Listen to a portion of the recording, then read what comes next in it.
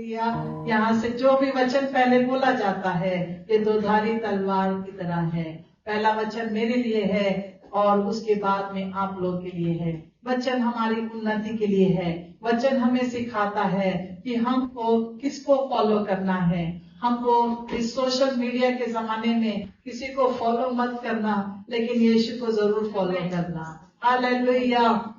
वो प्रभु यीशु के ही शब्द हैं जो चुरा लिए हैं। 2000 साल पहले उसने कहा, बत्ती को देखा, चुंगी ले रहा था। वो उस जगह पर बैठा था जहां पर वो चुंगी लेता था और टैक्स कलेक्ट करता था, और उसने मत्ती की तरफ मुड़कर देखा और कहा, फॉलो मी। और वैसे ही पतरस, याकूब और यूहन्ना मछलियों को पकड़ रहे थे और मछली नहीं मिली। जब यीशु उनके नाव पर सवार हुआ और जब उन्होंने देखा कि ये कैसा आश्चर्य कर्म किया है, पतरस उसके पांव पर पड़ा और कहा कि प्रभु, मैं इस लायक नहीं कि तू मेरे साथ इस जगह पर इस नाव में हमारे साथ तू रहे।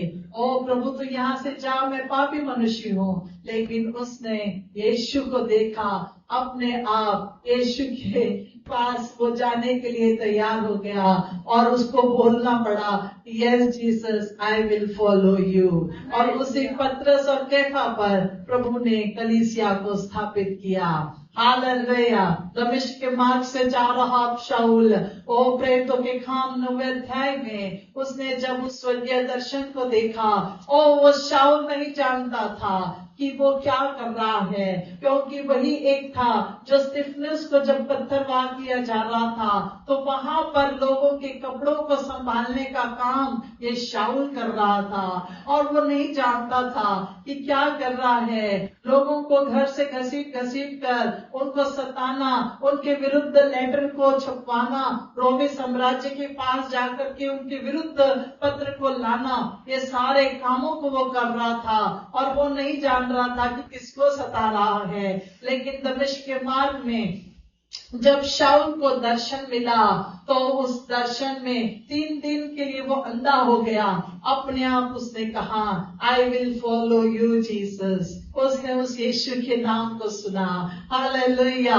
प्रभु के वचन के द्वारा आज हमसे यही सब पवित्र आत्मा कहने के लिए कह रहा है कि just follow him, follow Jesus. Hallelujah.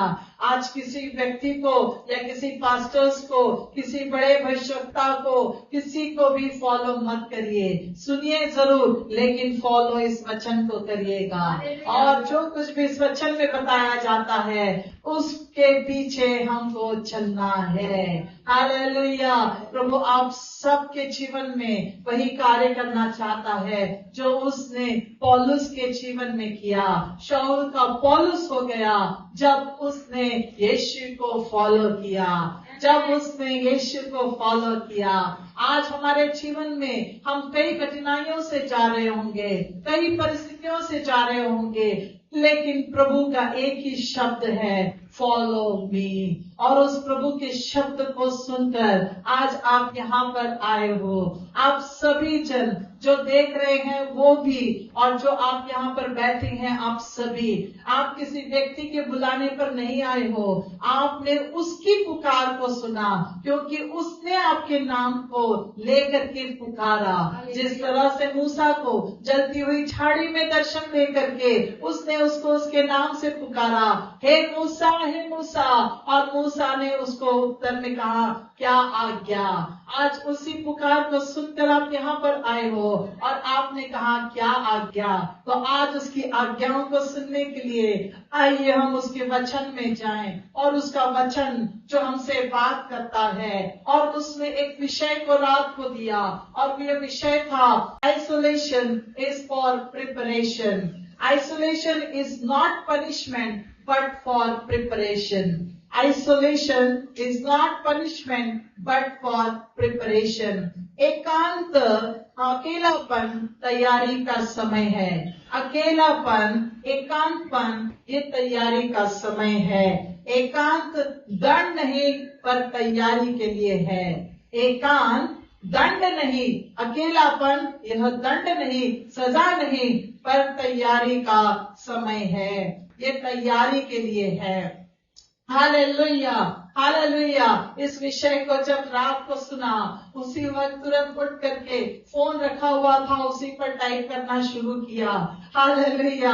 और प्रभु उसके वचनों से बात करता है। नींद में भी कई वचन प्रभु देता है और वही वचन बताते हैं कि वो हमसे बात करता है। वो अपने डरवैयों से, अपने लोगों से, अपनी भेड़ से नींद में भी बात करता है। हम सोचते हैं कि कैसे बात करता है, वो बात करता है उसके वचनों से। Hallelujah, hallelujah. और प्रभु कहता है कि अकेलापन ये तैयारी के लिए है। आज जीवन में हम बहुत अकेला महसूस करते होंगे, हर जगह पर, हर परिवार में, शायद हर कोई आपके साथ होगा, लेकिन फिर भी अकेलापन महसूस कर रहे होंगे। यदि आप मुझे देख रहे हैं तो इस वचन को सुनते वक्त पूरे आत्मा और सच्चाई से अपने दिलों को खोलिए और कहिए कि प्रभु अकेलापन ये मेरी तैयारी के लिए है, ये एकांतपन मेरी तैयारी के लिए है। कई बार परिवार होते हुए भी हम अकेले होते हैं। कई बार हमारे घर में सब जन होते हुए भी, भीड़ होते हुए भी हम अकेला महसूस करते हैं। और कई बार हम सोचते हैं कि मैं कितना अकेला हूँ, लेकिन प्रभु का वचन कहता है मैं तुझे अकेला अनाथ नहीं छोड़ूंगा, मैं जगत के अंत तक तेरे साथ हूँ। Hallelujah, hallelujah. इसी अवस्था में यीशु भी हमेशा रहता था।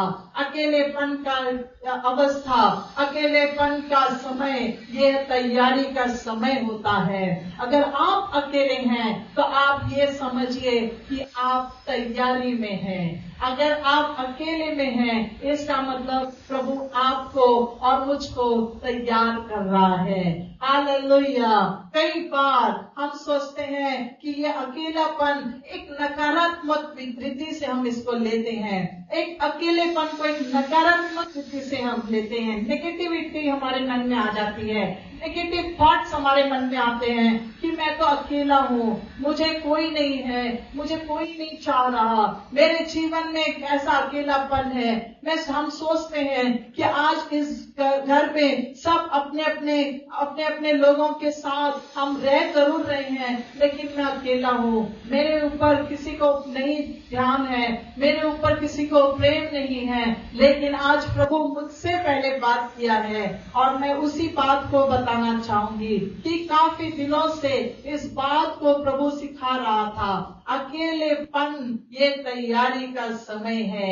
एक समय आया जहाँ पर ऐसा लगा घर परिवार ने छोड़ दिया, आज हम क्या करें, हमें कोई देखने के लिए नहीं है। लेकिन प्रभु कहता है अकेलापन ये सजा नहीं, ये दंड नहीं, ये तैयारी का समय है। जब हम भीड़ में रहते हैं, हम फ्रेंड्स में रहते हैं, तो हम शायद उसकी आवाज को नहीं सुन सकते, लेकिन जब हम अकेले में रहते हैं तभी हम उसकी आवाज को सुन सकते हैं। Hallelujah, hallelujah.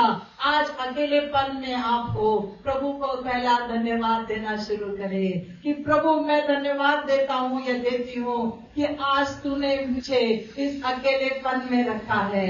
ये हमारी तैयारी के लिए है, ये एक बड़ी आशीष का कारण है। उल्टा मैं कहूंगी कि यदि आप एक ऐसे फ्रेंड सर्कल में हैं जो आपको प्रभु की उपस्थिति से दूर ले जाते हैं, तो कृपया ऐसी फ्रेंडशिप को छोड़ दीजिए, ऐसे फ्रेंडशिप को छोड़ दीजिए जो आपको प्रभु से दूर लेकर जा रहे हैं। ऐसे दोस्तों के साथ रहिए जो आपको प्रभु के करीब ला रहे हैं। अगर कोई दोस्त नहीं तो भी प्रभु को धन्यवाद दीजिए कि प्रभु तेरे जैसा दोस्त मेरा और कोई नहीं, क्योंकि वो मुझे गड्ढे से निकालने वाला प्रभु है। Hallelujah, hallelujah.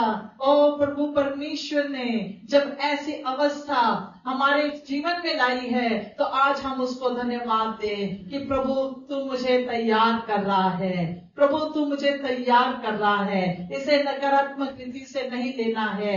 अकेलेपन को, एकांत के समय को, अकेलेपन को सजा नहीं, दंड नहीं, पर आशीष समझिए, क्योंकि ये तैयारी का समय है।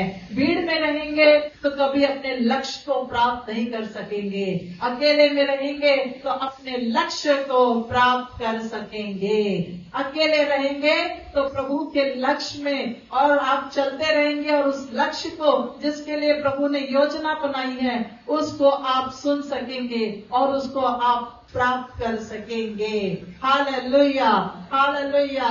हमें अपने जीवन के लिए तैयार करना है और अपने लक्ष्य को प्राप्त करने के इस अवसर को अब अकेलेपन में हमको पाना है। हालेलुया। इस एक वचन को हम पढ़ेंगे, लेकिन उस वचन को पढ़ने से पहले आपको एक एकांत बातों के बारे में बताना चाहूंगी। एकांत या अकेलापन ये कब होता है? जब हम सोचते हैं अपनी बुद्धि के अनुसार कि हमको लोगों में रहेंगे तो ही हमें प्रेम मिलेगा, हम लोगों में रहेंगे तो ही हमें केयर मिलेगा, हम लोगों में रहेंगे तो हम बिजी रहेंगे, हमारा माइंड ये बिजी रहेगा, हमारा मन बहला रहेगा, हमारे मन में हमको कभी भी कोई दुख और तकलीफ आए तो कोई ना कोई मेरे साथ रहेगा। अकेलापन हमें याद दिलाता है कि हमको लोगों पर नहीं, प्रभु परमेश्वर पर निर्भर रहना है। हमको लोगों पर नहीं, प्रभु परमेश्वर पर निर्भर रहना है। उस प्रभु परमेश्वर ने इस जगत में जब अपने इकलौते पुत्र यीशु को भेजने की योजना बनाई, उस वक्त परमेश्वर उस योजना में हम सबको देख रहा था, क्योंकि अकेलेपन में हम अकेले नहीं बल्कि हम सब होते हैं। हालेलुया। हम अकेलेपन में अकेले नहीं पर हम सब होते हैं। हमारे साथ कौन है? परमेश्वर पिता है। हमारे साथ अकेलेपन में कौन है? वो यीशु मसीह है। हमारे साथ अकेलेपन में हमें जो अनाथ नहीं छोड़ता वो कौन है? वो सहायक पवित्र आत्मा है। Hallelujah, hallelujah. आज प्रभु हमसे बात कर रहा है। आमीन। यीशु के वचन में जब आज हम पढ़ेंगे, परमेश्वर के वचन से आज हम पढ़ेंगे, क्यों ना पहला वचन हम पढ़ें, मैथ्यू चैप्टर 14 वर्स 23, मत्ती उसका 14 अध्याय और 23 वचन को। वह लोगों को विदा करके प्रार्थना करने को अलग पहाड़ पर चला गया और सांझ को वहाँ अकेला था। हालेलुया। और ये बात है जहाँ पर यीशु पानी पर चला। कहेंगे यीशु पानी पर चला। हालेलुया। अब यहाँ पर क्या हुआ? जब उसने अपने शिष्यों को विदा किया, इससे पहला का वाक्य जो है अगर आप पढ़ते होंगे तो 5000 पुरुषों को उसने खाना खिलाया। एक लड़का वहां पर आया, 2 मछली 5 रोटी लेकर के आया और 5000 लोगों को खिलाने के बाद क्या वहीं पर प्रभु यीशु बातचीत कर रहा है? क्या वहीं पर उनकी तारीफें सुनने के लिए खड़ा है? क्या प्रभु वहां पर इसलिए यीशु वहीं पर खड़ा है कि लोग आके कहें अरे वाह यीशु कितना अच्छा चमत्कार तूने किया, हम भूखे थे, हम प्यासे थे और तूने हमको खाना खिलाया। और कितने दिनों से यीशु के पीछे चलने वाली भीड़, क्या यीशु वहीं पर बिजी था? लेकिन यहाँ पर लिखा है कि यीशु ने अपने नाव में, अब चेलों को जब 22 वचन को हम पढ़ेंगे तब उसने तुरंत क्या किया? 21 वचन को पढ़िए, 21 वचन को पढ़िए। और खाने वाले स्त्रियों और बालकों को छोड़कर 5000 पुरुषों के लगभग थे। 5000 पुरुषों के लगभग, यानी ज्यादा से ज्यादा भीड़ वहां पर थी। लेकिन इतनी सारी भीड़ को छोड़कर प्रभु, अब 21 वचन 22 वचन को हम पढ़े, तब उसने तुरंत अपने चेलों को नाव पर चढ़ने के लिए विवश किया। बस। अब यीशु ने 15-20 हजार की उस भीड़ को वहां से निकलकर चेलों को विवश किया कि वो नाव पर चढ़े। हालेलुया। इसका मतलब यीशु नहीं चाहता था कि चेले उस भीड़ में ज्यादा समय तक रहे, तारीफें सुनने के लिए कि यीशु ने कैसा बड़ा महान काम किया, यीशु ने हमको खाना खिलाया। अरे वो छोटा लड़का कौन था जिसने खाना दिया, जिसकी वजह से मुझे आज हमको पेट भरा। ये सब करने के लिए वहां पर यीशु नहीं था और उसके चेलों को भी उसने उस जगह पर नहीं छोड़ा। हालेलुया। समझ पा रहे हैं? चेलों को उसने वहां पर नहीं छोड़ा, उसने उनको नाव पर चढ़ने के लिए विवश किया। उसने उनको कहा कि नाव पर चढ़ जाओ। वहां पर भीड़ में अब हो गया, 5000 को खिला दिया, 5000 पुरुषों से ज्यादा लोगों को वहां पर हमने खाना खिलाया। उस छोटे लड़के के पीछे पीछे सेलिब्रिटी बन के मत घूमो, उसका सेल्फी मत लेते रहो। अब देखो नाव पर चढ़ने का समय आ गया है। क्यों नाव पर चढ़ना है? क्योंकि प्रभु परमेश्वर का इकलौता पुत्र यीशु, जो आने का मकसद उसका इस पृथ्वी पर था, उस पृथ्वी के ऊपर के उस मकसद को पूरा करने के लिए उसको चेलों की भी आवश्यकता थी और चेलों को उसको तैयार करना था। चेले भीड़ में तैयार नहीं होते, चेले भीड़ में तैयार नहीं होते, इसलिए उनको अलग करना पड़ा। हालेलुया। आप सहमत होंगे, प्रभु के इस वचन में लिखा है भीड़ हमारे पास पास रहेगी तो हम सेलिब्रिटी बनकर रह जाएंगे। हमारे फैन फॉलोइंग्स नहीं चाहिए बाबा, यीशु के फैन फॉलोइंग रहो, यीशु के पीछे चलो। प्रभु को चेलों को उस भीड़ से निकाला पड़ा, चेलों को विवश करना पड़ा, जबरदस्ती करनी पड़ी। मराठीमध्ये काय लिहिलंय सिस्टर वाचा? जेवणारे सुमारे 5000 पुरुष होते, शिवाय स्त्रिया व मुले देखील होती। नंतर मी लोकसमुदायांना निरोप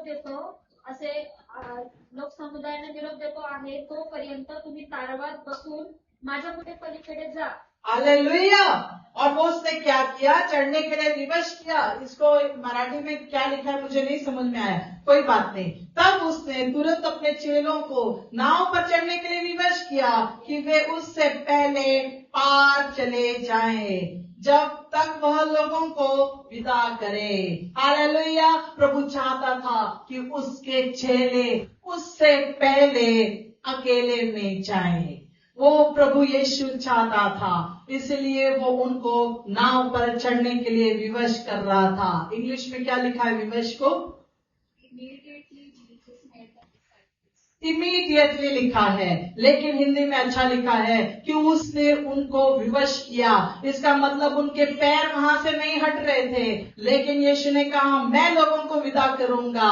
एक लीडर की वो क्वालिटी है कि जो भीड़ से अलग करे, अपने शिष्यों को भी वहां से निकाले। ज्यादा देर तक उस चकाचौंध में, उस लाइटिंग में मत रहो, उस फोन के उस सेल्फी मोड में मत रहो, उस भीड़ में मत रहो जहां पर लोग आपके साथ फोटो खिंचा रहे हैं, लेकिन आप अलग हो जाओ। अलग होने का समय आ गया है। परमेश्वर का एक लौता पुत्र यीशु जिस मकसद से इस दुनिया में इस पृथ्वी पर आया था, वो चाहता था कि चेले उससे पहले नाव पे चढ़कर पार हो जाएं। और नाव पर चढ़कर पार होने का कारण एक ही था कि वो उनको अकेले में तैयार करना चाहता था। अगर भीड़ में रहेंगे तो मेरे चेले कभी तैयार नहीं होंगे, भीड़ में रहेंगे तो काफी सारी बातों को वो सीख नहीं सकेंगे, भीड़ पर ही डिपेंड रहेंगे कि अगली बार हम भीड़ का सहारा लेंगे और बच जाएंगे। लेकिन प्रभु यीशु नहीं चाहता था। प्रभु चाहता था कि उसके चेले अकेले में तैयार हो, उसके चेले अकेले में तैयार हो। इसलिए यीशु ने उनको नाव पर चढ़ाकर अपने से पहले वहां पर भेज दिया। और अब क्या लिखा है? 23 को पढ़े। हालेलुया। वह लोगों को विदा करके प्रार्थना करने को अलग पहाड़ पर चला गया। बस अब यहाँ पर यीशु ने लोगों को विदा किया और अब अकेले पहाड़ पर प्रार्थना करने के लिए चला गया। प्रार्थना करने के लिए एक अलग पहाड़ पर चला गया।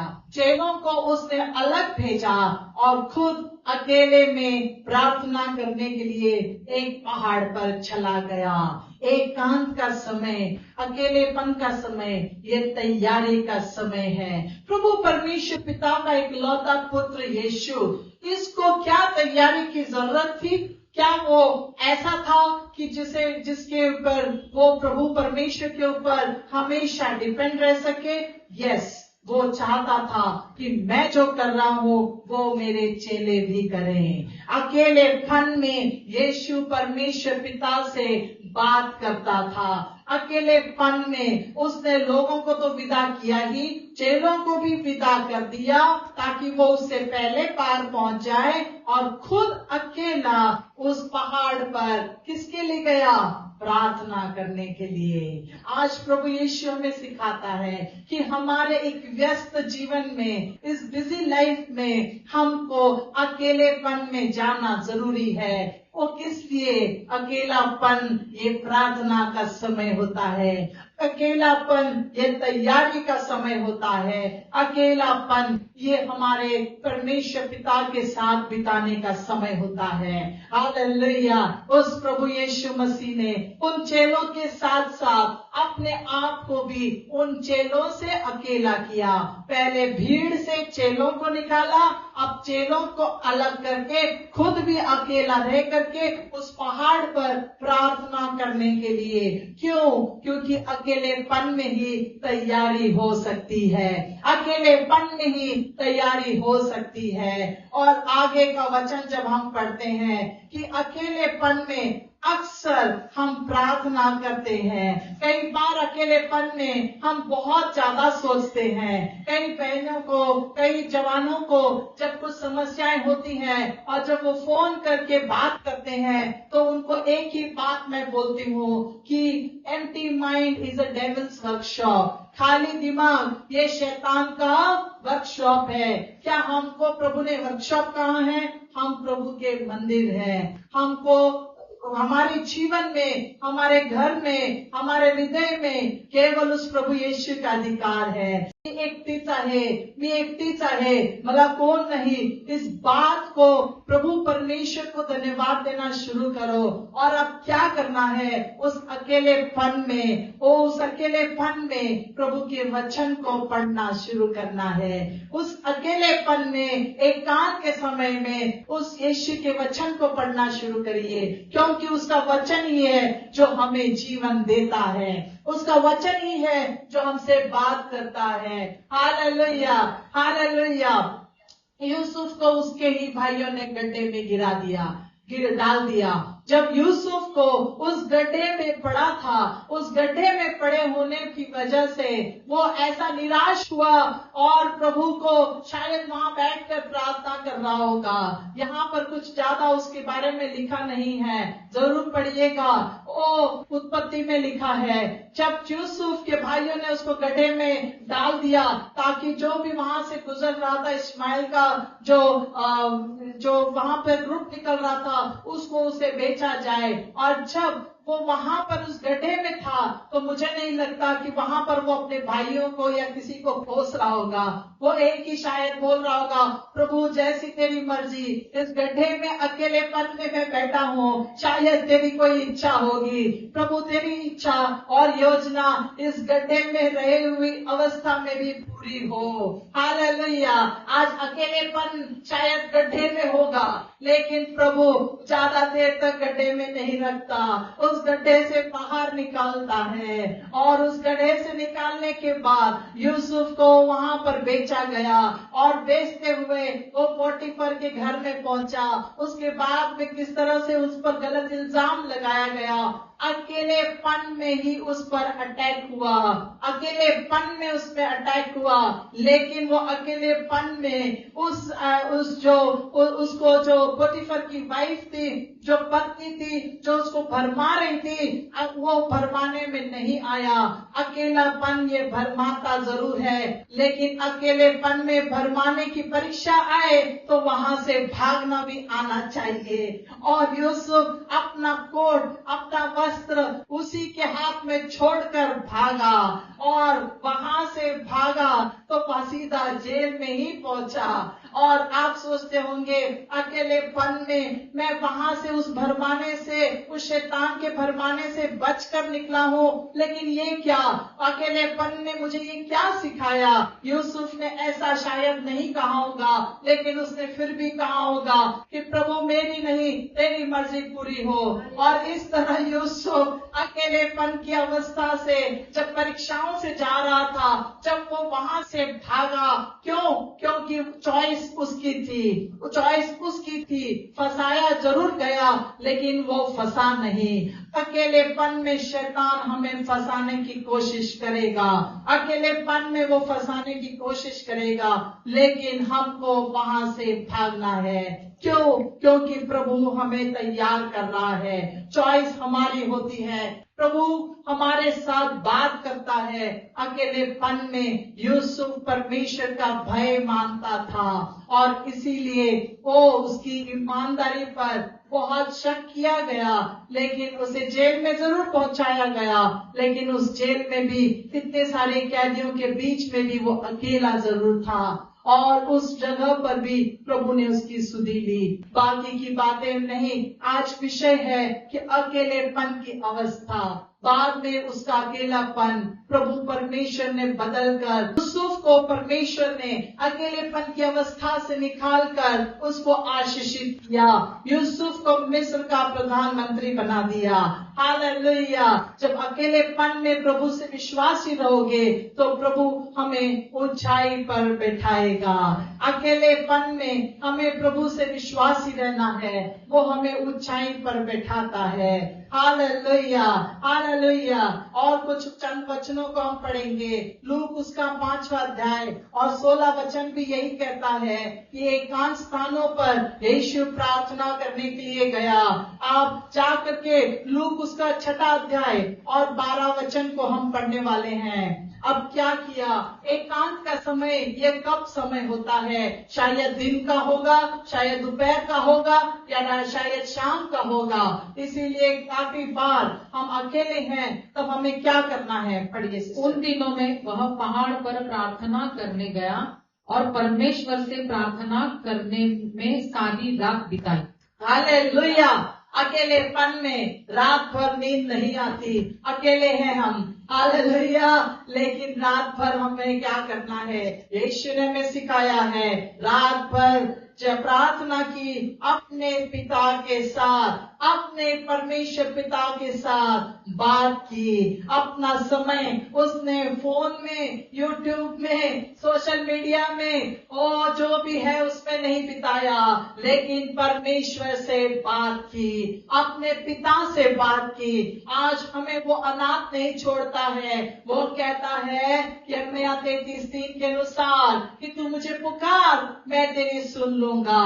चाहे वो सुबह हो, चाहे वो दोपहर हो, चाहे वो रात हो। मैंने सुना है कई लोगों को रात भर नींद नहीं आती, दिन भर मेहनत करने के बाद भी रात भर वो जगे रहते हैं और रात भर सोचते रहते हैं। लेकिन आज आपको उत्तेजन देना चाहूंगी, रात भर कुछ और सोचने से अच्छा अपने परमेश्वर पिता से बात करना शुरू करिए।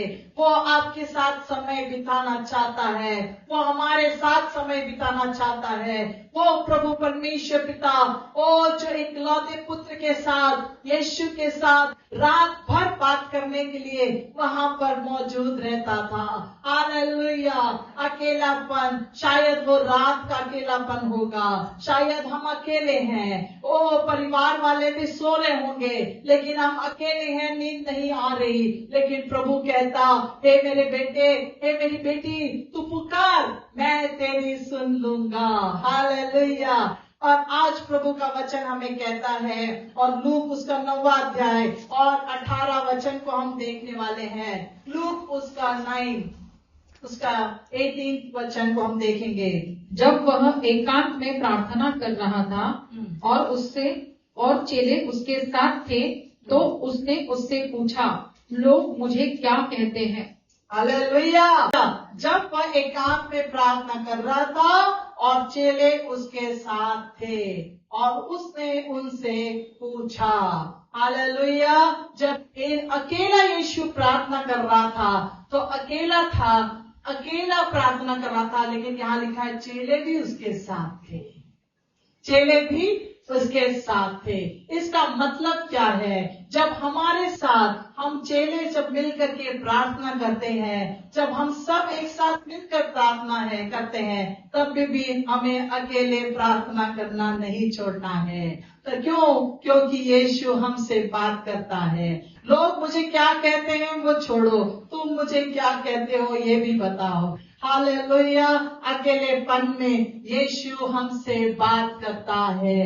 अकेलेपन में कैसे? जब हम प्रार्थना की सभा होती है, बहुत से लोगों को बताया जाता है कि प्रार्थना करिए, लेकिन उस भीड़ में कोई ऐसा अकेला भी रहता है जो अकेले में प्रभु यीशु से, उस परमेश्वर पिता से प्रार्थना में बात करता है। Hallelujah, hallelujah. इस भीड़ में प्रभु को कोई फर्क नहीं पड़ता, कितने चेले वहां पर थे उससे कोई फर्क नहीं पड़ता, लेकिन प्रभु अपना अकेले का समय उस परमेश्वर पिता के साथ बिताता है। हालेलुया।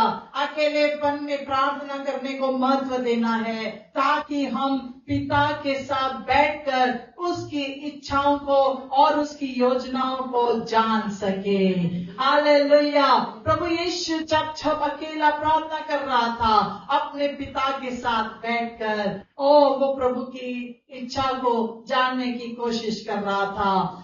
जब आप गेत्सेमनी के बगीचे की बात को याद करोगे और जिस तरह से उसके वचन में लिखा है कि प्रभु यीशु रात को प्रार्थना कर रहा था, और प्रार्थना करते वक्त उसने कहा कि प्रभु यदि तू चाहता है, पिता यदि तू चाहता है ये प्याला टल जाए, मेरी नहीं बल्कि तेरी इच्छा पूरी हो। और यहाँ पर यीशु ने हमें यही सिखाया, अकेलेपन में सिर्फ मांगते मत रहिए कि प्रभु ऐसा हो जाए वैसा हो जाए। प्रभु को डिक्टेट करना बंद करिए कि क्या करना है प्रभु ने और क्या नहीं करना है। प्रभु को ये कहना शुरू करिए अकेले में, प्रभु मेरी नहीं बल्कि तेरी इच्छा पूरी हो। जब चेलों ने पूछा हम प्रार्थना कैसे करें, मत्ती उसके 6 अध्याय में लिखा है, प्रभु की प्रार्थना अपन बोल दो, हालेलुया, कि प्रभु तेरा राज्य आए, मेरी नहीं बल्कि तेरी मर्जी इस जगह पर पूरी हो। लेकिन कैसे? जब अकेले में है तब हमको प्रभु से कहना है कि प्रभु मेरी इच्छा नहीं बल्कि तेरी इच्छा पूरी हो। एक समय ऐसा भी था, मूसा, जो हम निर्गमन की श्रृंखला को हम देख रहे हैं, हर शनिवार को हम उसमें से पढ़ रहे हैं कि किस तरह से मूसा के बारे में प्रभु ने उसको बर्डन दिया, उसको विजन दिया, दर्शन दिया, और किस तरह से उसके द्वारा अपने चुने हुए संतानों को प्रभु परमेश्वर ने छुड़ाया। और इसी मूसा के विषय में हम जब आज पढ़ रहे हैं, सीख रहे हैं, तो लिखा है कि मूसा जब जब सिनै पर्वत पर जाता था और परमेश्वर के साथ अकेले में बातचीत करता था। प्रभु परमेश्वर ने कभी भी लाखों इस्राएलियों के सामने मूसा के साथ बातें नहीं की, उसको हमेशा अलग बुलाया, उसको पहाड़ पर चढ़ना पड़ा। 40 दिन वो वहां पर था, 40 दिन और रात वहां पर रह करके जब मूसा नीचे आया तो वहां से वो 10 आज्ञाओं को लेकर के आया। प्रभु हमारे जीवन में भी अकेलापन देता है ताकि हम भीड़ से अलग होकर के अकेलेपन में उसकी आज्ञाओं को पा सके, उसकी इच्छाओं को, उसकी आज्ञाओं को पा सके। जिस तरह से मूसा को प्रभु परमेश्वर ने अलग बुलाया, एक्सोडस चैप्टर 24 वर्स 18 को अगर आप पढ़ोगे, एक्सोडस निर्गमन की किताब उसका 24 अध्याय 18 वचन को पढ़ेंगे। तब मूसा बादल के बीच में प्रवेश करके पर्वत पर चढ़ गया, और मूसा पर्वत पर 40 दिन और 40 रात रहा। हालेलुया। उसी में निर्गमन 34 का 28 पढ़ेंगे, एक्सोडस चैप्टर 34 वर्स 28। मूसा वहां यहोवा के संग 40 दिन और रात रहा, और तब तक न तो उसने रोटी खाई और न पानी पिया, और उसने उन तख्तियों पर वाचा के वचन अर्थात 10 आज्ञाएं लिख दी। Hallelujah, hallelujah. जब अकेले में मूसा ने समय बिताया 40 दिन और 40 रात, न रोटी खाई न पानी पिया, लेकिन प्रभु की उपस्थिति में अकेले रहोगे तो प्रभु के वचन से और उसके आत्मा से हर एक का पेट भरने लगेगा। उसके वचन से हम जीवित रह सकेंगे। इसलिए प्रभु का वचन कहता है, ओ तुम रोटी से नहीं परंतु प्रभु के मुख से निकलने वाले हर एक वचन से जीवित रहोगे। हालेलुया। मूसा के तरह जब हम अकेलेपन में प्रभु के साथ समय बिताते हैं तो वो मूसा शक्तियों को लेकर के, आज्ञाओं को लेकर के नीचे उतरा। वो जब हम अकेलेपन में उस प्रभु के साथ समय बिताते हैं तो प्रभु की आज्ञाओं को इन तख्तियों पर, इन हृदय की पट्टियों पर लेकर के हमको उसकी आज्ञाओं को मानना है। इन हृदय की पट्टियों पर जब हम अकेले रहेंगे तो मूसा की तरह पट्टियां क्या है, हमारे हृदय की पट्टियों पर उसके वचन को रख छोड़ना है ताकि हम उसके विरुद्ध पाप ना करें। भजन संहिता 119 और 11 में लिखा है, मैंने तेरे वचन को अपने हृदय में रख छोड़ा है ताकि तेरे विरुद्ध पाप ना करूं। अकेले में रहोगे तो प्रभु उसके वचन से आपसे बात करेगा और वो हमसे बात करता है क्योंकि वो जीवित प्रभु है। हालेलुया। और आगे लिखा है कि प्रभु का जो वचन है वो हमें अकेलेपन में मिलता है। और एक और व्यक्ति जिसके बारे में बोलकर एक अंतिम बात बोलकर समाप्त करना चाहूंगी, और ऐसा व्यक्ति जिसका नाम प्रार्थना की लिस्ट में बहुत बार आता है, और वो व्यक्ति और कोई नहीं, दानियल है। और दानियल उसका 6वां अध्याय और उसके 10वें वचन में अगर हम देखेंगे, दानियल एक ऐसा व्यक्ति था जो उस जगह का प्रधान था और लोगों की नजर उस पर थी। लोग उसको देखकर कुड़कुड़ाते थे, जलते थे।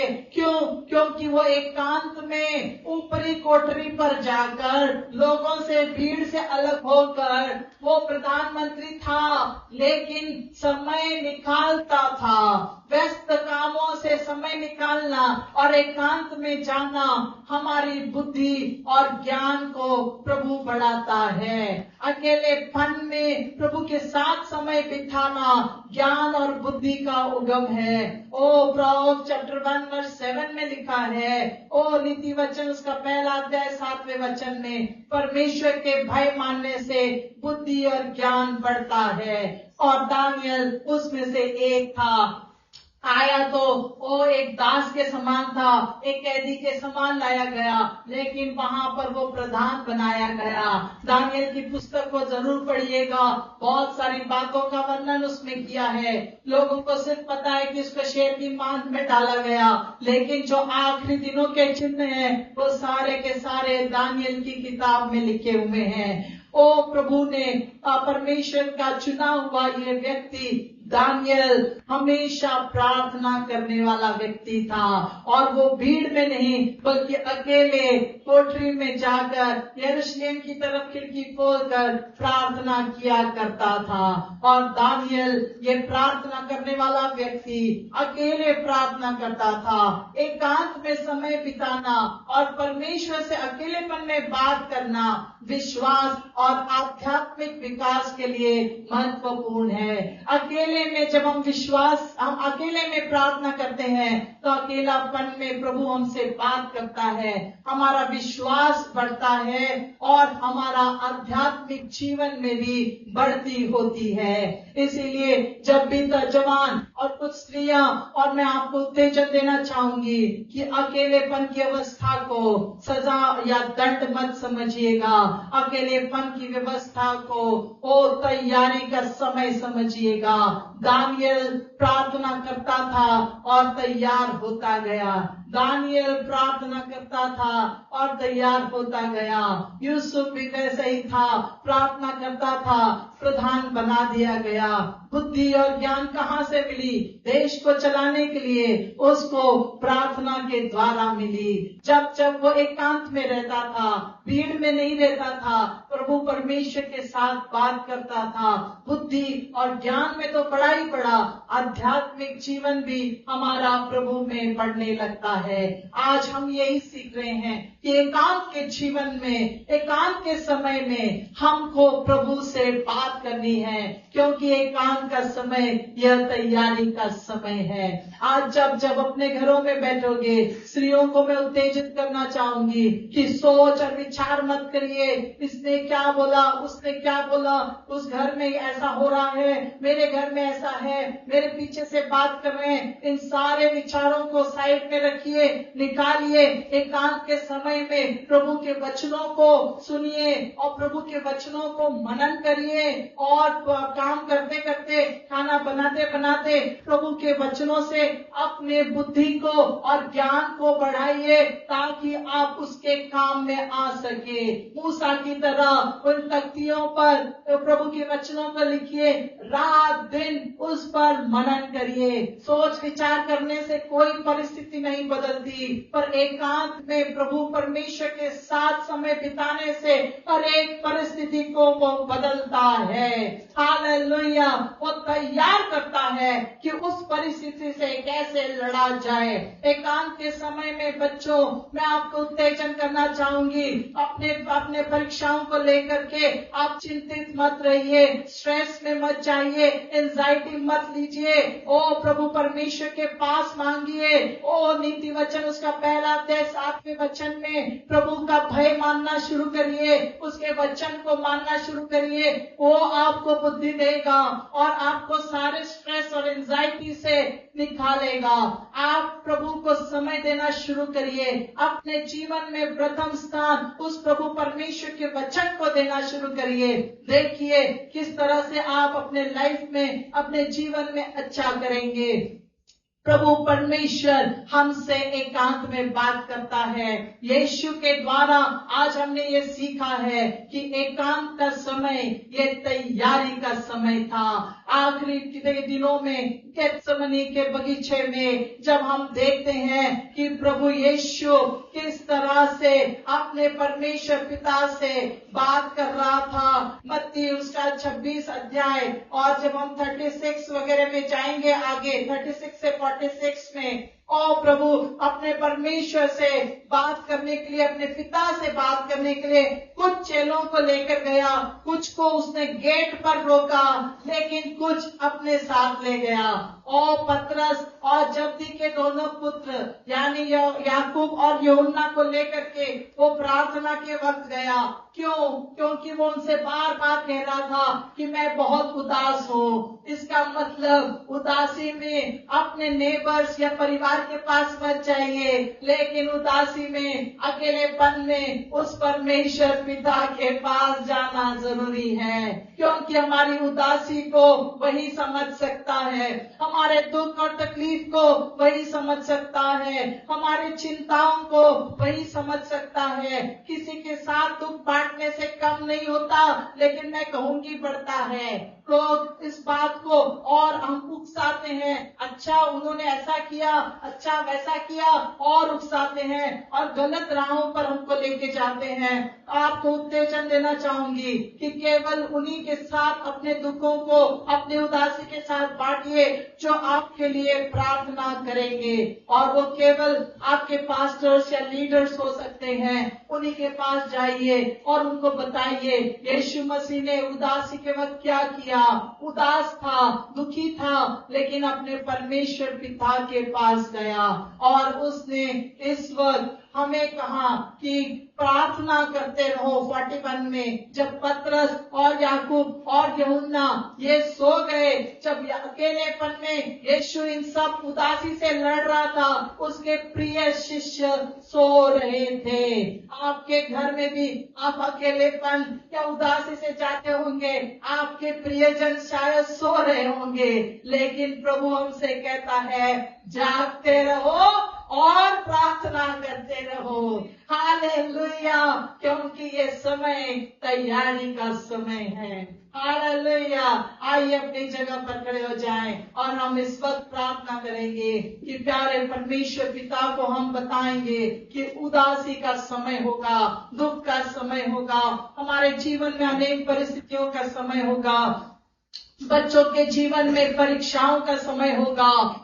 कोई सब्जेक्ट नहीं आ रहा, कोई बात नहीं, प्रभु परमेश्वर आपके साथ है। वो यीशु ने हमें सिखाया है कि उदासी के वक्त, दुख के समय के वक्त हमको उसके पिता के पास हमेशा जाना है, उसके साथ समय बिताना है, क्योंकि समय बिताने से एकांत में वो हमारी तैयारी करता है। वो हमें अकेला नहीं छोड़ता, वो हमें अनाथ नहीं छोड़ता।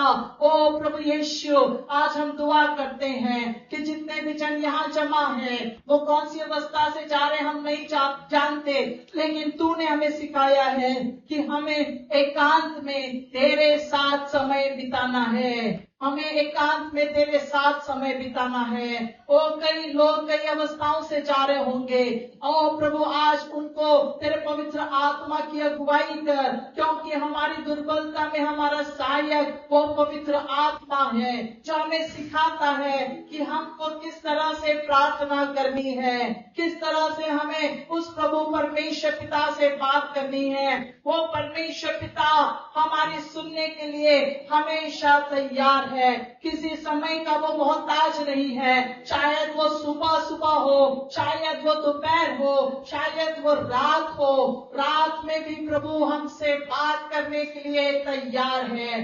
अकेलापन ये दंड का समय नहीं, अकेलापन ये दंड नहीं है, अकेलापन ये तैयारी का समय है। हम परमेश्वर पिता, हम प्रार्थना करते हैं कि तेरे वचन के द्वारा जो तूने आज हमसे कहा, हम ज्यादा से ज्यादा समय प्रार्थना में और तेरे वचन में बिताएं। जो यीशु तूने किया वो करने के लिए तूने हमसे कहा है। ओ प्रभु, यही प्रार्थना जो तूने सिखाई अपने चेलों को भी, और हम सब उस प्रार्थना के अनुसार प्रार्थना करते हैं कि जैसे स्वर्ग में वैसे ही पृथ्वी पर केवल तेरी इच्छा के अनुसार हो। धन्यवाद देते प्रभु परमेश्वर पिता कि तेरे वचन के द्वारा तूने आज हमें फिर से उत्तेजन किया, और तूने हमें अकेला और अनाथ नहीं छोड़ा, बल्कि तू हमारा पिता बनकर हमारे साथ खड़ा है। धन्यवाद देते प्रभु कि तू हमें हमारे नाम से पुकारता है, और हम यही कहते हैं अकेलेपन में आकर के कि क्या आज्ञा प्रभु। धन्यवाद देते हैं प्रभु तेरे इन वचनों के लिए। जितने भी जन देख रहे प्रभु कोई समस्या में होंगे, बच्चों को तू आशीषित करना, बुद्धि और ज्ञान से देना। जो भी स्त्रियां अनेक विचारों से, अनेक तकलीफों से, अपने बुरे बुरे विचारों से अटकी होंगी और झुंझलाती होंगी, घर में समस्याएं होंगी, यीशु के नाम से उसे निकाल दे प्रभु। अपनी उनकी सोच को बदलने के लिए, ओ प्रभु तेरे वचन में पढ़ने के लिए उनको तू सहायता मदद कर। हर एक परिवार में हर एक पुरुष जो अपने घर को चला रहे हैं, उनको तू बुद्धि और ज्ञान से भरना, लेकिन कैसे कि वो अपना समय अकेले में तेरे साथ बिताएं, ताकि वो अपने परिवार को तेरे भय में और तेरी आज्ञा के अनुसार चला सके। हर एक परिवार को तू आशीषित करना। यहाँ जितने भी जन आए हैं हर एक को तू आशीषित करना प्रभु। हम तुझ में बढ़ते जाएं, यही दुआ करते हैं। आगे के समय तेरे हाथों में सौंपते हैं। यीशु तूने हमारी प्रार्थनाओं को परमेश्वर पिता के पास लेकर के तू गया है और सुनता है प्रभु यीशु। तेरे नाम में उस पिता के पास मांगते हैं, इसलिए सुन और ग्रहण कर। आमीन, आमीन।